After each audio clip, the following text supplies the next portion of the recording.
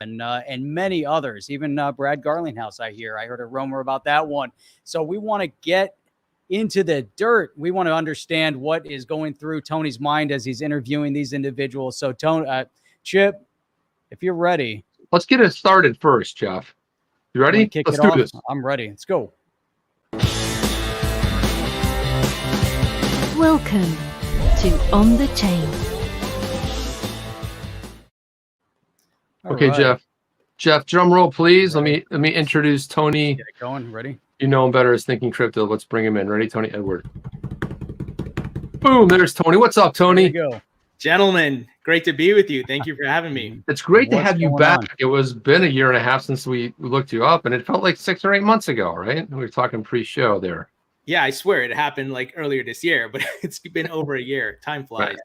Well, when you're having fun and building your channel, crushing it with the interviews. So I guess let's jump right into that. I mean, so what are, the one question I have is, like, when you interviewed Brad Garlinghouse, first of all, when you make the request that you want to interview Brad and you get that confirmation, whether an email, if you reached out to the media and you get that confirmation, are you like crapping your pants a little bit? Like, what the hell? Like, put on your big, like, shit in your pants? Like, hey, what the hell? Brad Garlinghouse. I mean, really, I would be like, what?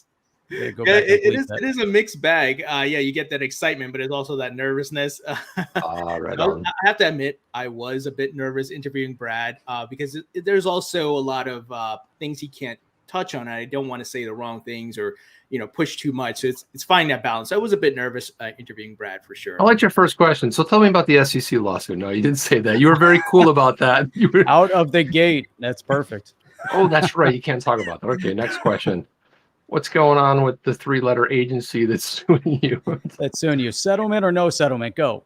Go. I'm going to say some words, and you're going to say association. SEC. Settlement. No, but really, honestly, getting back to it, like, so when he first comes on, right, there's that before you actually start the interview, there's a little bit of small talk because he seems like a pretty cool, level-headed guy. Like, he would be like, hey, Tony, what's up? Yeah, Brad is actually a really nice guy. It's someone I feel like I could have a beer with or just hang out with. He's pretty chill. He has that vibe about him. So there is this small talk, and he was pretty courteous as well, and making, I guess, me feel relaxed even though I was nervous. Right. But yeah, he's a nice guy. I think he has the gift of gab, if you want to say that, and he's a great speaker as well. So. It wasn't too much of a intro, so to speak, or off the record conversation, but we did touch on some small talk items. Yeah, and then we're getting ready to record, and so what were some of the big takeaways from that? I mean, I know you had to gingerly step around some things. Obviously I can't talk about. So tell me your upcoming partners or some of the and then there's obviously some things we may have gotten wind of, like we just got some confirmation with what happened over in London with the dollar, what's called the pound. We kind of knew about that for a while. We didn't have confirmation. What were some of, like, I would say, your top 3 takeaways from the Garlinghouse interview? Sure. So in the first, I would say is the fact that Brad and Ripple, they have a vision, and regardless of what's happening in the United States, their global vision is still on track. And I think we're seeing a lot of that come to fruition with the partnerships in the Middle East, wherever it may be, in the Asian markets.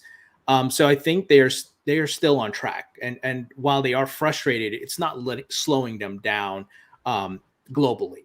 So I think that's one takeaway. 2 is that,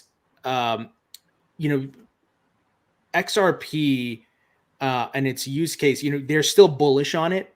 And regardless of, once again, of what the SEC is doing. And I think things are going to play out in their favor and they're going to be in the right side of history. But I'm sure it's frustrating and very hard to go through what is happening right now, given that they're in the United States. So I got the sense that they're still bullish. And from the other Ripple employees I've interviewed as well, everybody's just working, heads down working, which I found very interesting.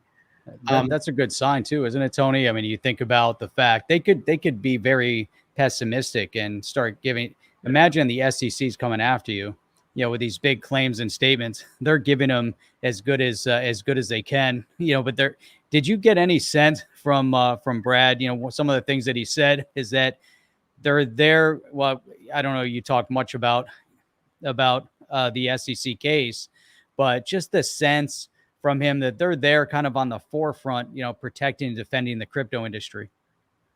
Yeah, absolutely. I think that was actually related to my third point I was going to mention, is that, Brad and the team, they do look at the crypto market at large. And I think we've seen those sentiments shared by Stuart Alderati and many others, Brad himself, Chris Larson. And that is, they're not just fighting for XRP and Ripple, but rather the entire crypto market, which I think is accurate, because we see Terra Luna now is going on the offense and suing the SEC, which I think is smart. And I wish collectively the crypto companies and projects would come together, pool their resources, whether it be financial and legal, and just bombard the SEC and tie them up. And I think you'll see Gary Gensler back down for sure. Wow, that's a big statement right there, Tony. That's a big statement, but I can't say I wouldn't want that to be an outcome. I mean, I definitely would want that. I think everybody would want that to be an outcome. I want to throw this up here. This is from John Doe. He says, I can't imagine how good nervous these guys must be interviewing people like Brad Garlinghouse. No joke. Brad liked a tweet of mine last night, and it felt like I was getting an autograph. So that's pretty awesome, John Doe. I mean, it's amazing, right? Can you NFT that? Can you NFT that? Let's make an NFT out of it, Jeff. It's awesome. That's a sweet idea. Yeah, and just say Garlinghouse liked it, and the two, just put them side by side. There we go. Tony, who else is really cool is Matt Hamilton. Yeah, Matt. And I was gonna say, I put a tweet out. Matt crushed it on the, they did a Ripple drop today, and they were all great, man. It was really good, but it really captured the essence. And what I like about the Ripple drop is they edit it together and they put it together in such a way that it's like it tells a story, but it's really succinct. Like they don't even finish with one, and they're boom, Matt Hamilton, what's going on? He just drops it. The other thing they do is they give a high-res camera and they record it, and then they go ahead and edit together, which sometimes we don't have that. That's one of the things, Tony, that we have to deal with, is that it may not always go off as planned. Have you ever had any weird mishaps happen, like where you're just, something's not working, technology's failing you, either on your side or the guest side? Has that ever happened? Oh, yeah. And I think that the biggest thing for me lately has been my almost 4-year-old. Sometimes you'll hear a tantrum or something goes flying and hits the wall. some loud singing happens. So that's been a challenge for me. It's like, what was that? Well, actually, we got a really good something you can implement that will alleviate that. Yeah, I'm thinking of soundproofing my office, which is a guest bedroom. So I have to get the respective soundproofing materials and get that going. Yeah, because sometimes my dog will bark, but you won't hear it because I'm running Jeff and I both run a filter. And, it reminds me of that. What was that one guy? I think he was in Singapore or something. And he was doing an interview about financial markets, and his little daughter runs in, and he's trying to, instead of putting her on her lap and just like hanging out and finishing the interview, he's like pushing her away. Then here it comes, the other kid, and then it packs in. It's like, it's still one of the greatest video clips of all time. Is that ever like a fear in the back of your mind? Like, he opens the door, he jumps on camera, and you're like, what do? You can't. I guess you could edit it out, right? Oh yeah, I actually that almost happened. My daughter ran up to the door and was like banging, and she was trying to open it, but thankfully it was locked. And then my wife, or I think it was my mother-in-law at that point, was trying to get her to go back into the playroom, but it almost happened to me. That's awesome. Yeah, we got to rig that up. We got to grab the kid and just put him on your lap, and we got to get with Tony's mother-in-law or his wife and say, like, wouldn't it be funny? Tony's in the middle of an interview and all of a sudden that would be horrible too. There's Matt was saying, he said they sent a whole video crew to his place and wish he got a behind the scenes photo. Oh, that would have been awesome. How about some outtakes? Some real funny outtakes. That'd be great. Yes. That's what, when Jeff and I would do a lot of the upload videos, did you ever make a blooper reel or consider that? Because sometimes you're like in the middle of it and you blow something horrendously, but you can't really edit it. So you're like, and you start cursing maybe. Does that happen to you at all? I have to say it has not. What? What? I was talking to Jeff all the time. You're pro. That's the I don't believe you. We're not pros like you. There's I can no tell way. you that. I go, usually it's in the first 20 seconds that I blow and I'm like, come on. And then I'll do it again. I'll be so frustrated that I'll blow it again. Really? You've never done that? Like you either screwed up in the beginning of the recording or towards the end? Maybe once or twice, but nothing too crazy, honestly. I think because a lot of it is, I have a structure and I have my questions and everything up. So while I think you guys are more free flowing and kind of, while you do have an agenda and talking points, but you have more of the back and forth. While I'm specifically asking questions and have like a set time, I think that helps. Yeah, sure. Well, I was just talking about the upload videos. He's saying that we just free flow everything and just kind of, it's just random. Well, we kind of do, Jeff. I'll be honest with you. We kind of do. On the live streams, we do. But you know what the funniest part of it is? We'll have a guest on. We'll have all these questions. We'll send them to ahead of time. We don't ask them. We ask like 2 or 3 out of it. We just continue to like free flow it and get off on some, some rabbit hole. Does that happen to you, or you pretty much stick to the script? Like, hey, I got to get through these questions, or do you let it open up a little bit? I do let it open up a bit, but if I have to make sure I hit the questions, because the townspeople who are in the chat section will come after me and why didn't you ask this? And hey, man, what's going on? So yeah, I thought you were for sure going to ask this question. I watched the whole thing. You didn't ask it. Why didn't you ask Brad for a price prediction? Yeah, because that's what he's going to be. That and the SEC is going to be glad to talk about that, right? Yeah, he's definitely going to say that. 100%. He's a price prediction. That's what people come on here like price prediction. Yeah, 589, And the weird thing is I see that everywhere and it drives me insane because I'm like, it would be cool if I just saw it and it didn't mean anything, but I see it everywhere. It's like 589, 589. I'm like, all right, stop it. You're infecting my world.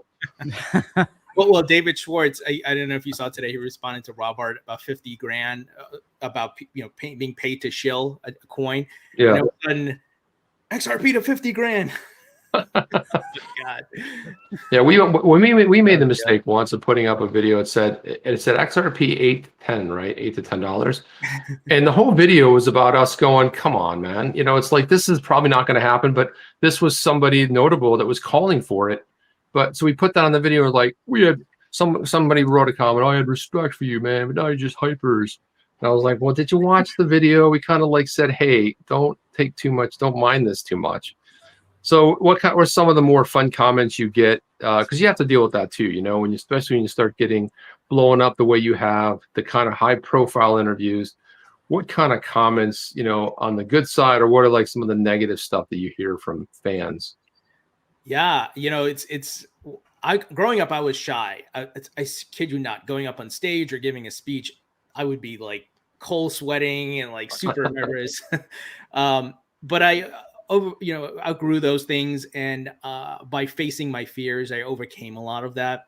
And now I don't even think about it. It becomes a second nature. But going on the internet where people are able to interact and leave feedback, you get the great, the good, and you get the bad and the ugly, man. If you don't have thick skin and you focus on that, that could discourage you and reduce your confidence level. So you got to rise above it and it kind of be even keeled. Don't go too high with the positive comments. Like, don't let it get to your head. And likewise, the negative comments. So how people like, I was reading a review on the Apple iOS podcast site, and somebody said, don't listen to this stupid little kid. He doesn't know what he's talking about. All he does is read news clips. Move on, or something like that. You news clip reader. Those are the best, though. Yeah, I love that critique. Because there's obviously the positives are great, but when you see the critique and people get so serious, I'm like, why even writing? Like, what's the purpose of that? And we saw that there were a couple of people in the space. There was one guy. He was an attorney. He was getting lambasted online, and he started blocking people, and then he ended up leaving. And I'm like, man, you got to you can't let it bother you. And it's Twitter. It's just like it's Twitter. Yeah, forget about it. Yeah, and just move on with whatever you want to move on with. I mean, it's tough. And there's the dynamic of, look, we're all humans. People wake up on the wrong side of the bed sometimes, and that could change. That's the genesis of their mood for the entire day.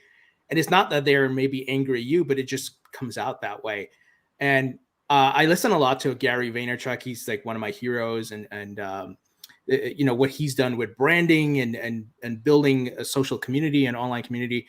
And he talks a lot about that. And he's like, you know what? Those people who leave negative comments, you kind of have to have empathy for them, because you don't know what state of mind they're in. The fact that they took time to leave a negative comment, right? they're probably going through something, and they're just that's how they express themselves, and it probably has yeah. nothing to do with you. Sometimes they care too. Yeah. So I've had negative responses, and I'll typically answer them if it's on a YouTube video, and I'll call them out on whatever they said, and I'll say, you know, so a lot of them they're critiquing something. Say, did you even watch the video? You know, you're commenting on X. Did you watch the rest of it? Go back and listen, and maybe you'll have a different opinion or whatever it might be. And it's amazing because you'll get another comment from this person, and they'll say, hey, you know what? I was wrong. Or, you know, you're right. You know, I went back and I looked at it, and they're coming at it from a completely different mindset. Like you said, you just have no idea where they're coming from. And so sometimes you can turn it around, or, you know, like Matt's saying, or they're just assholes. Yeah, sometimes that's possible too. Jeff, though, They exist. some of the best comments are when they hate on us. Like Jeff will find one they said about Chip. Chip, you look like blah blah blah, whatever. And I'll be like, and he sends it to me, and I just start laughing. I'm like, this stuff. Some of the creativity in this out there, and the negative spots. Some of the ones Jeff and I had the biggest laughs over when they attack us. Someone wrote the other day, and they said like, "Hey Chip, are you Mark Cuban's younger brother?" I'm like, no, but thanks for the compliment. I was like, I really. Thank you. I mean, I guess I'll take that, man. I'm cool with that, you know, but just little things like that where they'll attack us for like that shirt you wore was really stupid. I'm like, yeah, it kind of wasn't the greatest shirt. What are you going to say? You know, it's like I would dress up for an interview, little things like that. So when you're going through some of these comments, obviously you have a thick skin. And by the way, it's another story, but you know, Gary V, I was at a conference about 8 years ago, maybe 10 years ago. Nobody knew who he was. And I knew him. And because I'm also a big fan of his. And I actually won a bet with like 5 or 6 people that I was standing around. And I said, this guy's coming on stage. Do you know him? They're like, what? I go, you don't know who Gary Vaynerchuk is? No, I don't know who he is. I said, listen, who wants to bet me? You guys buy me a drink, okay, when we go to the bar. And I didn't know these guys. It was an email conference, okay? The only thing that could be more boring than that is a paint conference where you watch the paint dry on the wall. Like, that was how bad this was. But a guy said, hey, I'll put you up in a hotel on South Beach. It's a 2-day event. I'm like, okay. And the people there were cool, a little stodgy. I had to wear a suit. It was just really one of those stuff for an email conference. So Gary V is the keynote speaker. He gets up on stage and he says, before he gets up there, I go, listen, I'll make a bet with you guys. I bet he drops the F-bomb at least once 40 seconds in. They're like, the guy won't drop. I said, but I'll tell you what, how about if I change it to a minute? He ain't going to drop the F-bomb. Inside of a minute, he's going to drop an F-bomb on this stage, right? They go, okay. I shake hands with everybody, gets up there. I'm like, it was like 40 seconds in. F this and F that. I was like, pay up, suckers. And they're like, wow. Yeah, I loved it because I knew that he was going to drop some F-bombs. And people were like, he's swearing. But have you had an uncomfortable moment when, go ahead, put that up there, Jeff. Ready for a question, Tony? When you're done scratching yourself there. Sure. Yeah. I got bit all of a sudden. Okay. Like a little bug flying around here. All right. All right. Tony, here we go. Tony, at what point in the crypto market did you start to diversify your portfolio, or was it always from day one? And he says, thanks for steering me in that direction. Let's see. So Buddy had told me about Ethereum, and he made like a ridiculous amount of money off of Ethereum. So I picked up some of that, then some Bitcoin as well, because those were kind of the top two. And then I started exploring other assets from people. I was lucky enough to have some mentors in my life who told me about like diversification. And while I didn't put it into practice immediately, those things stuck with me. And, you know, the folks who were pretty well off, I had some family members who in real estate, they did really well. So they were diversified into stocks and real estate and other investments. So those things stuck with me. And I also, while I was learning about crypto, I started learning more about finance and investing, and I started applying what I learned. So I did start to diversify pretty soon as I entered into the crypto market. And I think my third asset that I added was XRP, because when I read up on it, I'm like, holy crap. Like, wait, what's Bitcoin? What's Ethereum? What's XRP? And then I'm like, the use case on this looks exponential. I mean, if you're solving some money settlement issues here. So I went all in on that, but I still kept accumulating Bitcoin and Ethereum. And then I expanded beyond that, Chainlink and VeChain and so forth. Nice. That's nice. I like that, the way you went about the diversification, discussion, because it makes sense. You learn from other industries and you see what made people successful. And that same success, that same algorithm is going to work within the crypto space as well. And you're also kind of spreading out your risk, which is also important. If you pull all your risk into one asset, then you're, kind of putting yourself in a position. Whereas if you can diversify that risk a little bit, it also makes a lot of sense. So I like that. And also the way your progression, I think, Tony, a lot of people have that same progression, Bitcoin, Ethereum, XRP, and then other assets. Especially it's not you came in when around like 2017 ish. So my buddy told me about crypto starting in 2016. I wish I listened to him sooner. I kept ignoring him, like, dude, don't talk to me about this crap, whatever, man. But then I saw he was making money, and then he had my attention. So I started adding more. So I think Ethereum, I added Bitcoin, and then majority of my XRP holdings came in 2017.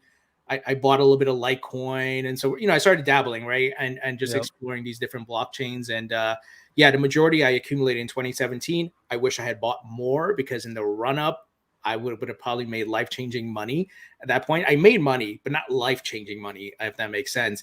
Mm-hmm. But this time around, I'm ready. Hey, that buddy that back, Chip. Yeah, he's got his bags packed, ready for the moon launch. Yeah. But Tony, what would you say? That buddy that got you, that started talking to you in 2016, what does he think about your success in when it comes to your podcast and what you've been able to build, and and being an influencer? What does he think about that? Yeah, I think he's pretty surprised, because I think the majority of my friends too are surprised how passionate I got about it, and what led to starting the YouTube channel and podcast, and now working in the industry at OKCoin. So I think everybody's surprised, and as well as the growth, because we all talked about it. Let's say hanging out, having a beer, or going to Buffalo Wild Wings and watching the game, eating wings. Literally, that's when, hey, invested in Ethereum or Bitcoin, and we were like, okay, so what, right? But the conversations progressed from there. So it wasn't like we met to talk about crypto. It was just in passing, just hanging out. So everybody's surprised, I think, and I think they're happy, of course, with the success, and but definitely surprised that I took it to this level, if that makes sense. Right. If you had to look at all your buddies and you're like, if everyone had a guess, like who's the most likely to start a podcast and go crazy with this? Nobody was saying Tony, right, at that point, right? Is that what you're saying? Yeah. Yeah, exactly. That's awesome, man. What a great story. That's a good one. I mean, you probably look at yourself too. Is that something that you wanted to do? Because I can think when I started making YouTube videos, it was out of a desire to learn more, right? And I said, you know what? If I start making these videos that I'm seeing other people make, I feel like I'm going to start doing more research, get more involved. And my objective was to be part of the crypto space. So that was like starting at zero to where I wanted to be. And then it's interesting. My son had his friends sleeping over one night. They were like 10 years old, 9 years old. And they knew I had the channel, and I was trying to help them set up a channel. And so my son's friend said, he goes, you need to start live streaming, right? He's like 9 years old. And I'm like, what are you talking about live streaming? I was like, no, you got to prepare for it. There's a lot that goes into it. He goes, no, you got to live stream. And I'm like, all right, I'll consider it. And he goes, no, you got to start it tonight. You've got all this stuff here. And I said, no, you got to prepare for the, you can't just go. He goes, no, you just put up your thumbnail. It says Q&A with Jeff, whatever you want to talk about, and people show up. I'm like, oh, if it's that easy. And then he was just like on me that whole night that he was sleeping, sleeping over. They're playing. Then you come in. Are you going live yet? Are you going live yet? You going live yet? It's like 9 o'clock, 9:30, 10 o'clock, 10:30. And I'm like, and I kept pushing off. I was like, no, I can't do it. And then finally I set it up, and I went live the next morning, and I did a live stream. And my son and his friend come running in. They're like, oh my God, you went live. This is so amazing. And they're like holding up their phones. That was a, kind of a great experience going into it. Just mentor a 9-year-old kid. Love it. Yeah. And he's crushing it on YouTube. No. It's amazing.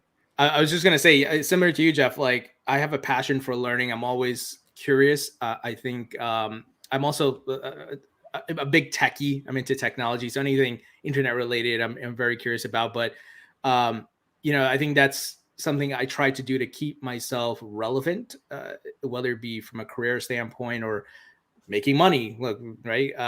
And just looking at trends and things like that. So once I saw crypto was like a technology that disruptive and it's here to stay, and what the potential could be years from now, I was like, you know what? I want to talk about this. I like this, and I'm going to talk about it. And my videos were crap when I first started. The audio was bad. I was, I think around that time my daughter was born, and my life was a little hectic, right? Having a new baby, and yeah, it was actually in her room that I had my computer set up, her nursery, and I was doing the videos in there. I'm going to put this question up from JV. You already asked, pretty much answered two of them, but do you think Hester Peirce is doing all she can to help the crypto space, or is there more that she can do? No, I think she's doing all she can. I mean, the fact that she's putting herself out there, look, she answered the question that I think all of us had the perception of, that Gary Gensler is her boss, but he's not. And the simple fact of the optics that she's going in the opposite direction of Gensler, I mean, that's got to put her in a very complicated situation. Imagine going into board meetings with the rest of the commissioners and people in there, and you just went on CNBC and said, no, there's not clarity. And Gensler a week ago said there is clarity. Can you imagine that, right? It's probably very, very tight and tense, maybe in certain situations. And we know Gensler, it seems like he hasn't even reviewed her safe harbor proposal, which is pathetic in my opinion. That's just disrespectful. Yeah. But Tony, that was one of the best pieces of video ever when she said, he's not my boss. You're like, what? And I was watching, I was like, what? I said to Jeff, and I'm like, Jeff, are you watching this? I'm like, Jeff, that's the moment. How did you feel at that moment? That's like one of those, that's the moment that you probably, you edit out and you put in the back. Now, how did that moment feel? I mean, it was great though. And you handled it well. You're well positioned, just everything. How did you feel at that moment? That caught me off guard. I did not see that coming, because I think everybody was under the understanding or the premise that there's a structure to the SEC, but there's not, in that way. Like as though, because we're all used to, okay, we have a boss who we report to and so forth. So that caught me off guard. I was like, whoa, okay. And I almost thought like I insulted her by asking that question or saying that. Yeah. I've heard stories where Supreme Court justices, depending on which side of the aisle they're on, they'll go into a court, they'll have their opinions, they'll launch, a tirade against why they, objected, that why they dissent, they'll write a whole dissension, and then be like, hey, let's all go out for dinner. Let's go grab a beer and stuff. And I wonder if it's the same with the commissioners, because, Hester Peirce came out with a really nice sort of endorsement when her fellow commissioners really came out against her safe harbor, and she was like, I'm really glad she's talking about it. This is great. I thought that was like a little slight dig at Mr. Daddy G, because he hasn't looked at it. And she was like, hey, you're talking about it. It's okay if you don't agree with it, but at least you're commenting on it and you're talking about it and you're bringing it up, or you're maybe looking for an alternate solution. So I thought that was really promising. And you've interviewed Hester twice, right? Yeah. The first one was earlier this year, and then just last week I interviewed her. That is phenomenal. Oh, nice. And the second one, so in the two, it's kind of cool because she knew you from earlier in the year. But what are some of your some of your takeaways? I mean, you already talked about one, which we all were caught off guard, because I sent that to Jeff, and I'm like, man, are you hearing this? This is weird. But so I think everybody kind of got that sort of jump back moment. But what are some takeaways you had? I get the sense that, her steps to push for clarity and to help retail investors and to help the market, crypto companies as well, there's momentum building. I can sense probably a little less frustration on her end than what was happening earlier this year. And I think that's because media, Charles Gasparino, different folks in Forbes are covering this situation, and it's highlighting the wrong position that Gensler is in, and his predecessors like Jay Clayton. And Hester, I believe, is on the right side. Now you could say, hey, I'm biased because I hold crypto, but just from a principle standpoint, I think it's un-American what Gensler is doing. It doesn't align with American ideology and innovation and building and letting markets flourish. Not saying we don't want regulations, but we don't want overreach, right? Yes, we need to stop the BitConnects of the world, of course, or some, fly by night ICO, whatever it is, of course. But you can't stop innovation and stop the disruption of the technology. You got to let it happen. And I think Gensler is just clearly controlled by the traditional financial world, and he's obviously from there at Goldman Sachs. Yeah, he sort of blends in with everybody. I don't know. Your statement might be wrong there. I'm not sure if he is an American. He might be sent here from another place to do mass destruction. I don't know. I think he's probably not a bad guy. He's probably a decent guy. But the whole idea of regulating and saying there's clarity. Now, I guess we can comment on the SEC and some of the latest developments. What do you think about the latest development? What's your take as far as one of the interrogatories that the SEC has to answer, which is how is the sale of XRP? How does that fit the whole investment contract? Yeah, I do think in the early days of Ripple and XRP, I should say, the way Ripple maybe handled things in 2013 to 2015, there was a breach of securities laws, if you want to call it that. But so was every other crypto project out there, because there were no clear guidelines for digital assets in crypto. Of course not, right? 1930 something, the Howey test happened with orange groves. Where was the updated version for blockchain digital assets in crypto? There wasn't anything. So I think everybody was looking at the operation of these crypto projects in the decentralized nature, and under the premise that, okay, this is not a stock, you're not getting dividends and whatever it may be, so it doesn't align. So I do think that maybe Ripple will have to pay a penalty for that period, but it's asinine to say that every XRP is a security, everything that's sold right now in every market and whatever. That's just ridiculous. If so, the oranges in my kitchen are securities then, right? I mean, well, they are. Yeah, but also too, I think, Tony, I've been thinking a lot about this too, because I kind of initially thought, well, maybe the one thing you can say about it is it wasn't decentralized 100%, right? Because there was control as far as the validators and stuff. I mean, not like it is today where they own less than, I think, 8%, and it's totally decentralized. But it would have been nice if the SEC came out and said, look, we're going after you for this period of time. And like they did in the Hinman speech, but we don't believe that today's XRP, because of its use case and because it's 100, really decentralized, isn't, right? That would have been nice. That probably would have avoided a lot of the investor hurt. But again, they weren't really looking out for investors.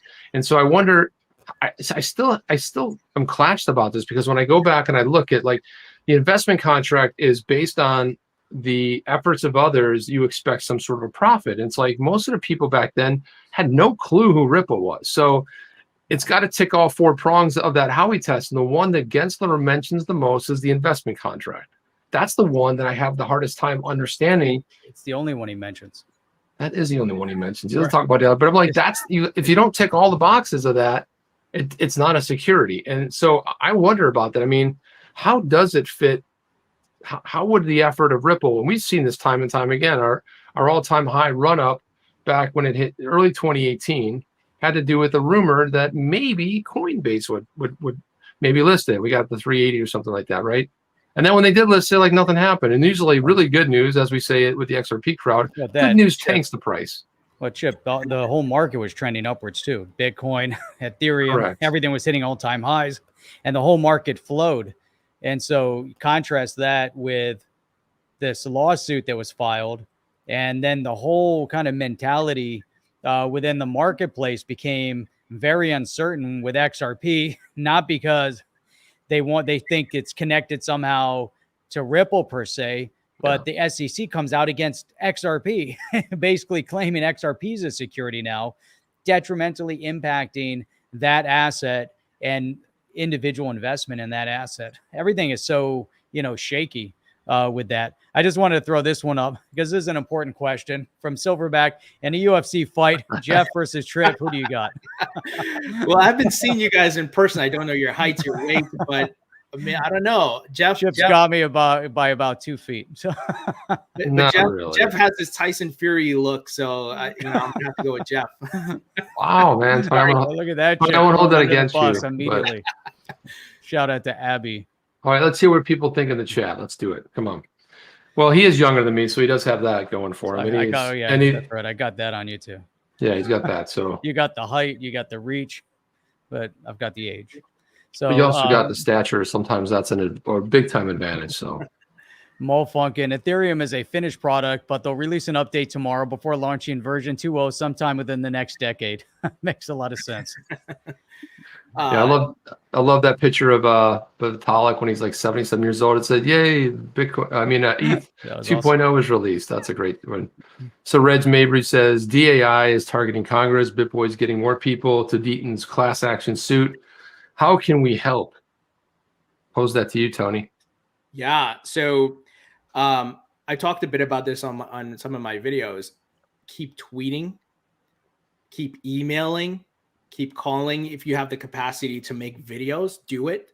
I think like no time in history before we have the ability to amplify our voices without going through some gatekeeper or needing millions of dollars, right? Before you couldn't do this. Yes, you can go in front of the SEC building or something and, you know, with your signs and so forth, but that usually didn't go anywhere.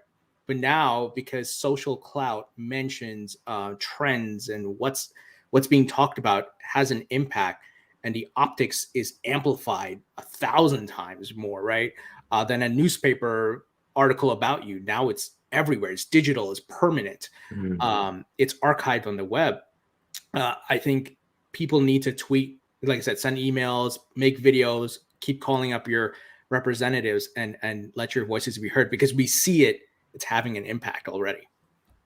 That's and great. The judge also called it out too. I mean, Judge Knepper in one of the hearings said, you know, she had mentioned the whole, you know, how many people, how big of a case this is, you know, and we were only 5,000 strong, 10,000, you know, with John Deaton, and now I think someone asked them, I saw on Twitter, I think it was yesterday or today, we're now 55,000 and change, which is really exciting. So keep that going, and you know, if BitBoy's out there promoting it, hey, fantastic. You know what I mean? That's cool if he doesn't know what XRP is, but that's all right. Doesn't matter. It's like, get it out to the masses, like XRP. He's got some interesting little birds on the inside. And someone had tweeted out a video where he's like, someone from Ripple, I'm not going to dox him, but they said this. I don't know if I believe it because I got real insiders. And I'm like, oh, okay. So he's got insiders that are better than the insiders he just talked to. So I don't know. And the insiders are the best. Tony, a little while ago, you brought up, you know, the idea of regulation, or at least a little regulatory clarity, can help keep those like BitConnect away. But, you know, I beg to differ on that, because had BitConnect not been around, we never would have had this gem. This is like gold for the crypto space. Hey, hey, hey. Right? Hey, hey. What's up?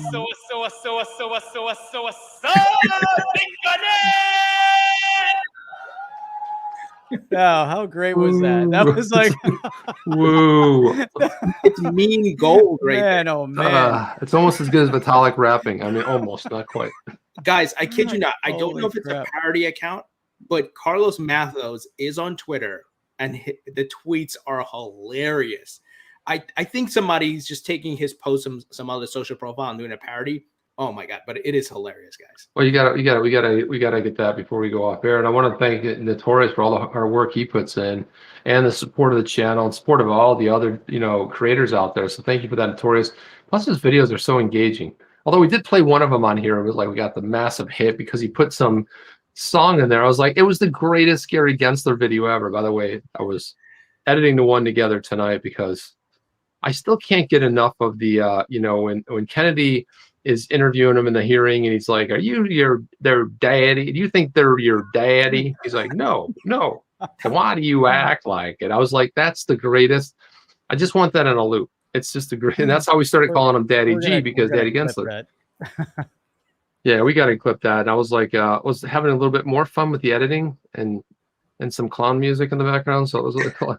I took a page from Notorious's book because he put some clown music in there. I was like, you know, it instantly becomes a lot funnier when there's clown music and the you know, in the background. So what some of the funniest bits you remember from not only your interviews, but just like your interactions with other people, where someone might have said something, you burst out laughing during the interview, but you didn't expect to? I mean, or something like that.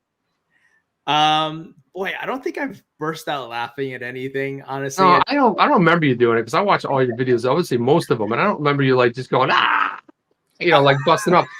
But there might have been something where you just were dying not to like, maybe do one of those. I don't know. Oh, sure. I think maybe the Michael Saylor interview where, I was really pressing him on the tether situation and some other FUD items, and then he kind of broke character a little bit, and he was like, "Have fun steering poor," right? And I think people clipped that, and they were sharing on Reddit and so forth in that interview.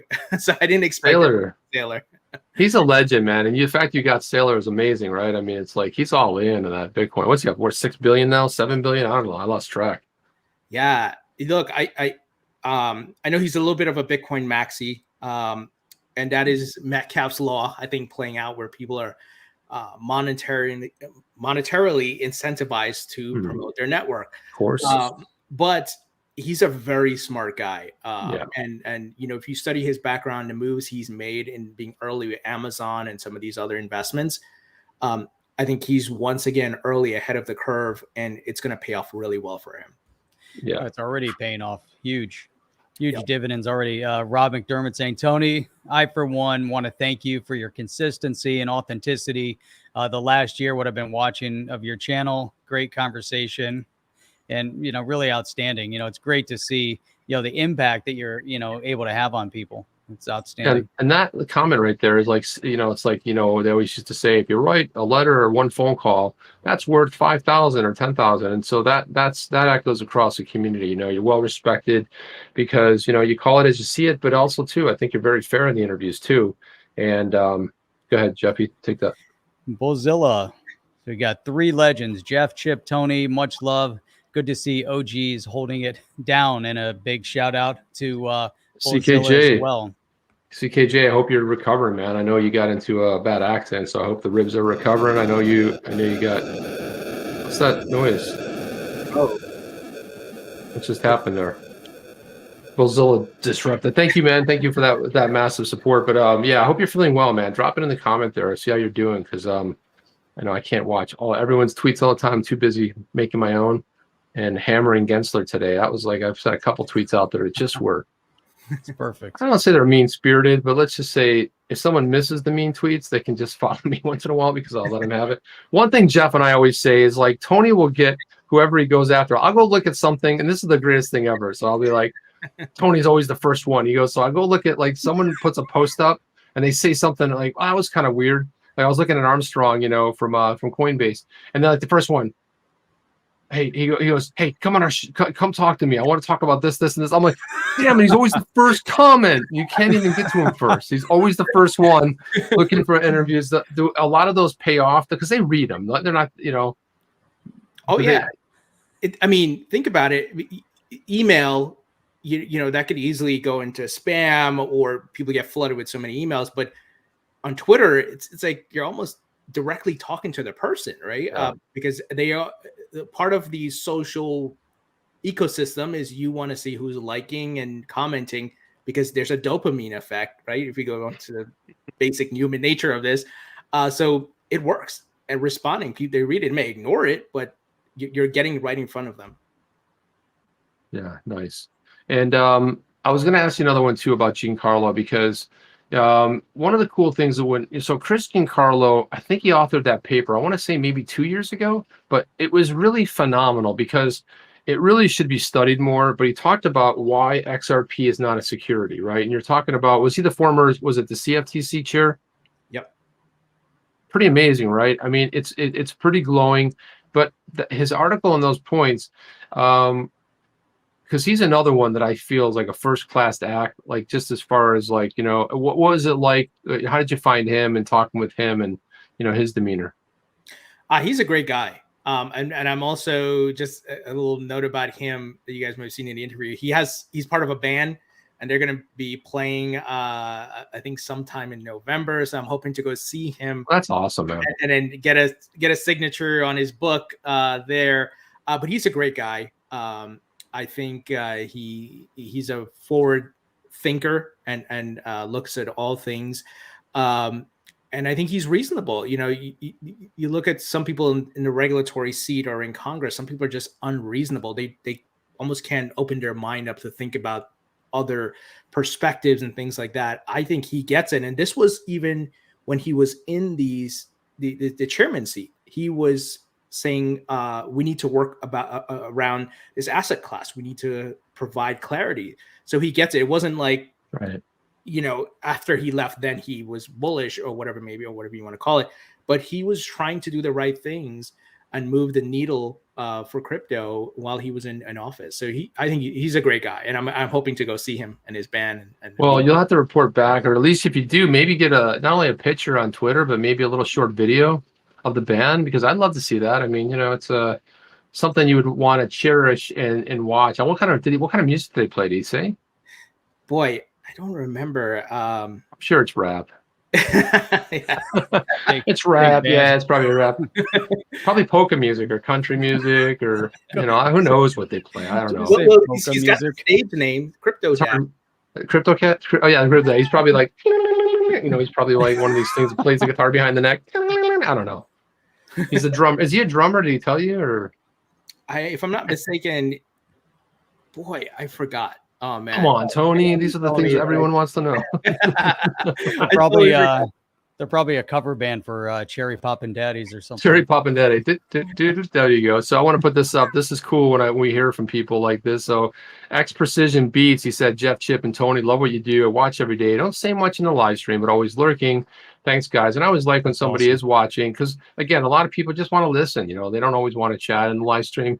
So appreciate that, Beats. It's a really cool, you know, always appreciate you doing that. And hey, here's a follow-up here from XRP Panic. Tony, will OKCoin, well, this is two parts. Will OKCoin list XRP?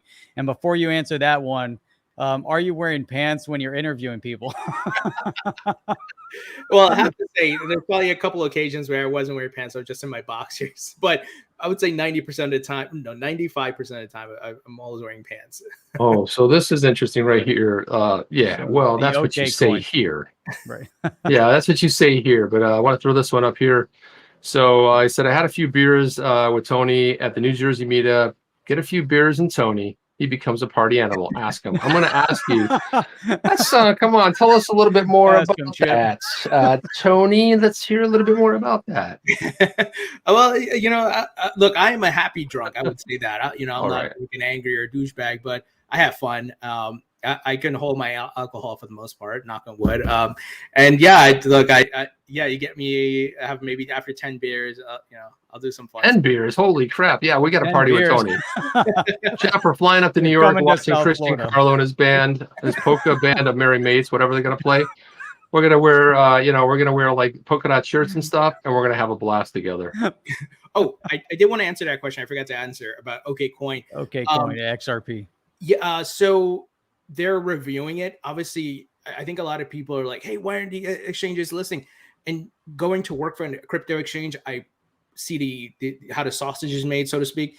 And look, there's a legal team that is weighing risks. And it's not so much that the growth team or the marketing team doesn't want to do it because we want to make money, of course.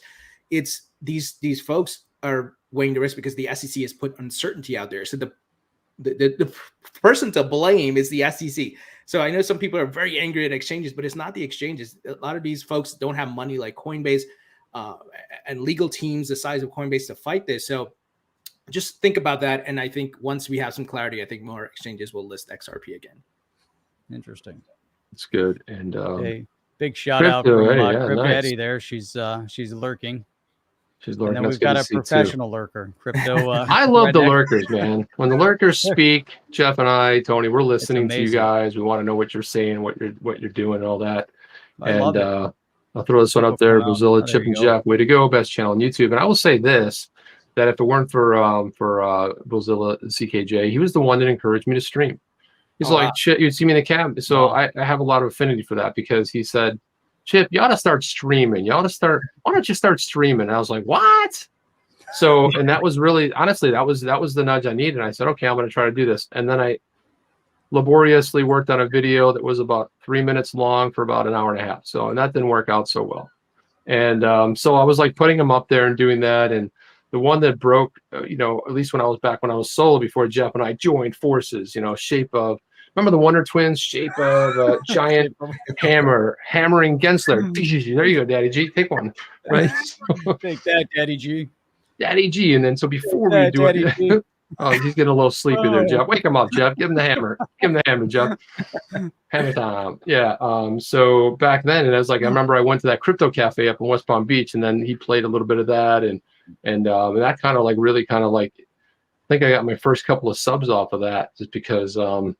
So it was pretty cool. Just like, and then Jeff and I worked on a video together, and we said like, let's do this together. Let's join forces. So I'm kind of glad we did. It's a lot of synergies there. Well, and for those that don't know, Tony was on that first video collaboration project that we all got. We got a bunch of people together to make a video for Congressman Davidson's office. And Tony was the lead. You remember that one, Tony? Right up there, front and center. Oh yeah, I remember that. He was the most pro, and we're like, Tony's leading this puppy off. And like Tony started it off, it was like so smooth, it was like organized and everything. And some of the other ones, were pretty good too. But because Jungle Inc. was on there, and Crypto Bird Dog, Jeff was on there wearing a black suit against a black background. I was in a I was with my shortest hair I've ever had in my life, with a really bad sound, no mic. It was just like so it was right after that we said, hey man, why don't we try to do something together? We came up with On the Chain, and that's how we launched. But you were like at the beginning of that, and you were so cool about it, like, Tony, can you do this? You're like, yeah. I'm like, can you do it today? Because we got to cut the video by tomorrow. He's like, what? That was the best. I came to Chip on Friday afternoon. I'm like, Chip, Jeff, I'll help. You want to make this video? Yeah. He's like, when's it due? I'm like, Monday morning. A lot of the don't worry, we got the whole weekend to do it. We got to get everyone together. Crypto Eddie too was on that too, and she closed it off too, but she did it. And I mean, even with the weird time difference and everything, she got us the video. So it was cool that they played it for Congress. Like that was our first, like, hey, Warren Davidson's office requested it. They were showing it to members of Congress. And every once in a while we pull it out of the archives. It's out there somewhere. I forget where it is, but it's out there. And there were some good bits in that video. Yeah. And look, it's funny how now with what we started, a lot of that is happening now without even like folks getting together or crowdsourcing. They're just doing it on their own, and it's having an impact. I just look at like Charles Gasparino and the folks at Fox Business. They've recognized that. I think they see the community activity. So it works. And sometimes we think it may not, or they may not watch it or may not listen, but it's worth, it's low effort, high reward. So I think we keep at it. Everybody keep at it. Yeah, well said. And you're right. Hitting it from all angles. Like we used to think like, oh, I don't have a voice. You do. I mean, you want to look at 55,000 strong. If you sat back and go like, well, the suit's going on, I don't have a voice. Think about 55,000 people. You think of a stadium, you think of how many people can fit in a stadium. It's a lot of people, man. Oh yeah. And it's not, think about too. And I think there was a call from, what's his name? The cool guy or whatever, XRP cool guy or whatever his name is, XRP Blackberry. Okay. Yeah. Like he was calling, he made a simple video calling out BitBoy, and BitBoy went and took action, right? So, think about, okay, calling out a congressman or calling out Gensler or whatever. You never know who's watching and who's going to pick it up and who's going to start talking about it. That is exactly right. And that's why, even like, Gensler put out the video about why is the SEC talking about climate change? And I was like, yeah, we all kind of want to know. Why aren't you talking about, clarity, or why aren't you talking about something that makes sense or protecting investors? And so, yeah, I had a little fun with that video today and putting it out there. I know he's rehashing and recycling it, but I almost think that when he took over the job, he might have thought about a different outcome. A lot of people in the space had high hopes. When do you think that sort of started shifting, Tony, when, Gensler, because before Gensler, we knew he was coming in. And the one thing we knew is he taught a course at MIT about cryptocurrency, right? So the way he said MIT, right? So and we're like, okay, so he's a crypto guy. He taught a course. He kind of gets it. He knows what decentralization is. He knows what this is. What were your thoughts on, like, when did that change or shift in the community? What do you think the turning point was? Yeah, look, I was wrong about that. I thought someone who was well-versed and knowledgeable about the crypto market would come in and do the right things. I think what we didn't see or expect was how connected he was to the incumbents in the traditional financial world. And I think he's doing their bidding, honestly. And I think where, he wouldn't give specifics, or like, for example, he just recently asked, is Bitcoin or Ethereum a security? He can't even answer that. So he's trying to keep things as vague as possible. And it's like the mob, they're just going around trying to shake down crypto companies and get settlement money. And it's pretty crazy. I'm disappointed in Gary Gensler for sure. And I think honestly, I don't know how he keeps a straight face with some of the statements he makes on TV when people are asking him these questions. And I'm not a body language expert, but I've seen sometimes when he was pushed back on some things, he kind of like looked to the side and he's not, kind of got flustered a bit. But yeah, I'm disappointed. I don't remember when's the exact time the sentiment changed, but I think once we saw that he wouldn't come in and provide clarity, especially when he's well versed. I almost think like Jay Clayton was a bit more, how should I say, engaging in a way on certain topics. He would at least give you more details. I don't know. Well, JV put a video out today that I retweeted, and there's that clip of Gensler, or a clip of Clayton, where he goes, well, can you tell us some more about that? He goes, I think I just did. I just did. It's like he's gonna pull a switchblade out and he's gonna like cut the throat or something. You're like, okay, man. Where Gensler's more like, kind of like a little more laid back. And I'm like, look, you don't even read your colleagues' draft, or at least cop to it at least. I mean, like, to me, that's just out of respect. Like, hey, look, I read it. We may not disagree with it, but he wouldn't answer that question. And, Clayton, there's in the clip that JV put together, the clip is very similar in the sense that he goes, I'm not going to comment on whether Bitcoin or Ethereum. I'm not going to comment on them, right? Doesn't want to comment on them, but Jay Clayton didn't. Gary Gensler is. I'm like, they're two assets. We're not asking you to comment on the 6,000, just two. Which two? Yeah. The biggest two. I mean, come on, man. It's like easy. ridiculous, right? So here's a, at some point, we're going to want our money back. We want our money back. I want a refund. Because here you have Earth Angel said, I watched his lectures on YouTube. I thought he'd be a champion for crypto. Disappointing. Yeah. Well, he did teach at MIT. Hey, Jeff, that, MIT. Right? MIT. Gensler. Our buddy. Oh, well, I what was interesting, a report that came out from Charles Gasparino of Fox Business the other day was there was reports that he's overworking his staff because he's vying for the treasury job. Yeah. Which it's just another layer to the complexity of what he's trying to do there. And is it a lot of this a show, just to show that he's hard nosed and he's not gonna bend over to these crypto people or whatever? It's just weird, man, what's happening there. Or like Matt said earlier, it just could be an asshole, but it's also always a possibility too. Look at this. So KTI says, KT1, hey, I'd love to get an XRP caravan, 55,000 strong, marching to visit Daddy G at the SEC. I believe that really would make headlines. And I would imagine, that kind of a rally. No, even 5,000 people standing in front of the building would be like, whoa, what's going on? That's a mob. And then you got 20,000, 50,000. I like the whole idea of a caravan going out there. I mean, I don't know, we could organize it, but I think, Tony, you're onto something with being vocal the way you can. Jeff brings this up a lot, is the fact that, when we were going through this whole bill going through Congress, we shut that down. The crypto enthusiasts shut that down for 3 days. Why? Because their phones went nuts, right? You don't think your voice counts? Your voice counts. Never stop yelling from the rooftops in any little way you can, because like you said, Tony, it multiplies. And I think that's a great thing. This from K Hud, I thank you very much. Appreciate that as well. But yeah, it does sort of resonate. And, this is the best clip ever. I followed your career. You've had quite a career in public service. You've made a lot of money on Wall Street. I respect that. I honor that.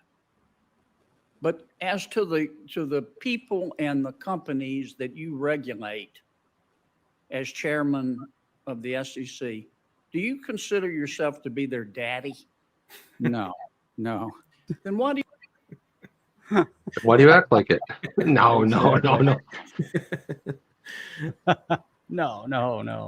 That was one of Oh the my times where he God. caught him off. Yeah, Kennedy totally got him solid there. Why do you got her daddy? You their daddy? I love the way he says that. I listened to it like 17 times in a row. Daddy. And he's looking Daddy over here, and thinks- then he looks back at this quiet. Perfect. Daddy G. And then here's we go. Gensler from Reg Mabry. Gensler used MIT for credibility. He was never an expert in the field, nor is he a lawyer. That's another good point. Jeff brings that up all the time. He's not an expert on Howie. And you know what's funny, Tony? You said something earlier that made me think. You said he's very vague on everything, unlike the massive clarity that's going on. And so he's claiming to have with regard to crypto, he's completely vague on everything, right? There's no clarity from him either. It's pretty sad, but that's the state we're in. Yeah.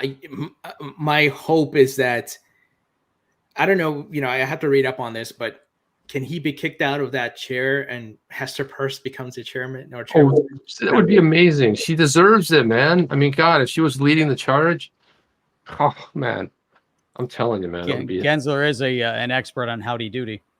Howdy doody. Maybe the last part too, the duty part. The duty part, he's definitely an expert in that. Howdy doody. If you guys know what duty is, then you can look it up. And look at right here. So GDLT says, hey, why hate on Gensler, another content provider? He says he's just a puppet doing his part. Ripple has a former SEC members on their team. Ripple and SEC are just doing what the central banks want. CBs are the real regulators. So there you go.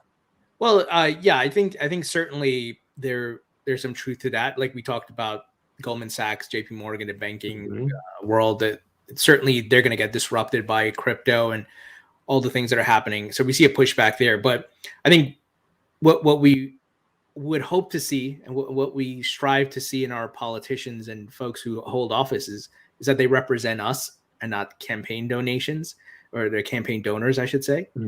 And so I think, yes, he deserves to be criticized because they need to know, like, you're there because of us. We're working off of our tax dollars, and you're supposed to represent us, the people. Yep, you are. So the key word, operating word there is supposed to. He always talks about how he's for the investor. Meanwhile, he crushed the market right there. Look at this right there. Reg Maynard says the interviewer King Tony. Yeah, and we said that from go, man. You are the best at what you do, and you get better every time. And it really is great to see, how your channel exploded. You really deserve all the success that comes your way, Tony. I mean, you're really out there and putting yourself out there, man. It's like, I'm like, who's he going to interview next? I like almost figure some foreign dignitary. I don't know who he's going to interview next, but I don't think there's anybody on planet Earth you probably couldn't land an interview with at this point. I appreciate that, man. Those are kind words. And how about Gary Gensler? Oh, yeah. I've hit up his PR team. Crickets. Nothing. They not even a response. Like, hey, he's real busy these days. No, just like, hey, thank you for your request, but we're not interested. Nothing. Not what. Just say they treat you the same way they treated his colleague. Like, not even like I didn't read it, or hey, I'm kind of busy. I haven't had a year to look at it. He's on a different agenda. So Norseman wants to know where the hell the SEC is located anyways. Are they in DC? Who knows? Probably all over the place. They got foot soldiers everywhere. They're spying right now, Jeff. They're spying. I don't know where they are, but I want to be cognizant of Tony's time. It is late, and he's a family man. And I wanted to just say thank you for coming on the chain again. And we're going to put this up. Hang on a second there. Kevin Bahraini right there says, what is S/O? I don't know what that means. Shout out to Tony. I recently found his channel. Been following Tony for a while, though. Member status, baby. Can't believe this man made it on the Washington Post for calling Yellen a lapdog for the banks. Nice. Boom. There Punch you go. Good job. And that she is. Yeah. Well, so I don't know if you know this or not, Tony, but you know how we've got Let's Go Brendan. So we got So Jeff started a new one. Let's Go Brenda for Yellen. She's a nutter, man. And I think maybe they're pining like we got to grandma's got to get our retired grandma here. She's keeps walking out of the the home or whatever. It's three people who like I don't want to use profanity, but I really dislike in government right now, and that's Yellen, Elizabeth Warren, and Gary Gensler. That's a good list. My list's a little bit longer than that, but they're up in the top echelon of that list. But Top but three, definitely and in I the would put a top. lot of Republicans on that side for just being feckless and just useless. AJ, thank you for this one, Chip and Jeff. Tony is a legend. Apparently, your chat is full of legends as well. What's good? GDLT, Bullzilla, Crypto Eddie, and Notorious. And Matt Hamilton, so I'll throw that in there as well. And too, Matt so. Hamilton. And big Check out the support Ripple from, drop, man. Yeah, we got big support here. We've got Connie who holds down the fort for us, and none other than Hans Loaded. Huge support as well. Yeah, and Hans In Loaded's the been chat. he's been assisting with getting the chapters on the videos. So he's like, it's just a lot for us to do while we're doing the videos. So Hans Loaded's been really phenomenal in doing that, because it does help out too. When people come to a video, they can like, oh, check this out. They can go right there. Something catches their attention. So Hans, big shout out to you, man, for really helping out with that. Really appreciate it. Tony, any last parting words? Anything, Legend, you want to call out Yellen again for being a lapdog? I would just say I want to encourage people to please keep tweeting, calling, emailing, write a blog, do a video. It could just be on your phone, whatever it is. Your voices are being heard, because never like in anything in history before we have these platforms, social media, and it doesn't cost anything to use, right? You can amplify your voice very, very easily, and it's having an impact. So the more you do, we can keep a lot of these government officials accountable, because they're supposed to represent us. And then finally, I would just like to say, look, the bull market's heating up. We might hit a blow off top soon, and I hope everybody makes some nice gains and money. I certainly want to see everybody who's participating do well. So best of luck, as the bull market heats up. Thank you, man. Really appreciate that. Thanks for coming on. Jeff, you got anything to say? I do. 2 grannies and a daddy. Tony, Yeah. appreciate you coming on. Want to give a big shout out to everybody that's on here with us night after night. We do stream 6 days a week. We stream Sunday through Thursday at 8 p.m. Eastern Standard Time, and every Saturday morning at 8 a.m. Eastern Standard Time. And if you haven't done so already, hit the subscribe, thumbs up, bell notifier. You guys know all of that. And if you haven't checked it out yet, what the heck is up with the Shiba Inu? Shiba Inu is going a little going ballistic. up there. It's going to ballistic. Where can it stop? Where does it stop? But man, Tony, really appreciate every $1 would be great. But Tony, appreciate you coming on. Hang in there with us while we go through the outro, and we'll talk to you on the outside. But Chip, any other parting words? No, but we'll be back again tonight. Unfortunately, sans Tony won't be here tomorrow night, but we'll be back with another show. And guess what? We'll do something that Tony's very proficient at, which is reading news clips. That's what we do. And giving expert comments on. We'll be doing that. I'm not saying we do it as well as Tony, but I'm just saying we'll be doing that. So guys, come on back tomorrow night. We'll see you guys on the next one. Tony, hang out for a second. We'll be right with you. Guys, see you later. Are you down with OTC? Please like, subscribe, and click the bell to be notified when the next video drops.